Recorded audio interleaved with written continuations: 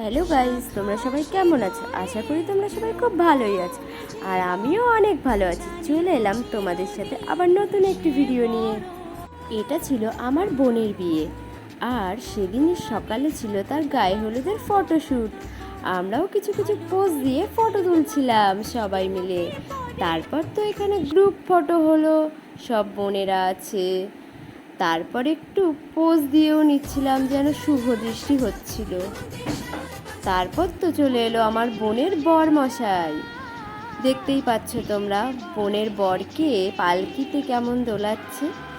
তারপর তো সবাই খুব এক্সাইটেড ছিল, বর এসেছে বলে কথা। এদিকে আমার বোনটাও অপেক্ষায় বসে আছে কখন ছাদনাতলায় যাবে আর তার বরের সাথে তার শুভ দৃষ্টি হবে। কিন্তু এরই মাঝখানে ঘটে গেল একটা মর্মান্তিক ঘটনা। গাইস, তোমরা দেখতেই পাচ্ছ, বৃষ্টিতে এত বৃষ্টি হচ্ছিল, সব ভেসে যাচ্ছিল। ফটোশ্যুট তো সেরকম হলোই না, আর তোমাদেরকে দেখাতেও পারলাম না। তারপর তো আমার বোনের বিয়ের এই ভিডিওটা ছিল, তাই তোমাদেরকে দেখিয়ে দিলাম। তারপর তো শুরু হলো কনে বিদায়। আচ্ছা তোমরাই বলো না, দুমুঠো চাল দিয়ে কি মায়ের ঋণ কখনো শোধ করা যায়? যে বাবাটা ছোট থেকে এত বড় করলো, সেই বাবার ঋণ কি কখনো শোধ করা যায়? আচ্ছা, এই বিদায়টা কেন মেয়েদের বেলা হয় তোমরা বলতে পারো? আমার তো খুবই কষ্ট হচ্ছিল ও চলে যাচ্ছিল বলে, কারণ ওর সাথে আমার ছোটোবেলা থেকে খুব ভালো বন্ডিং। সব জায়গায় ও আর আমি, সব কিছুতে ও আর আমি।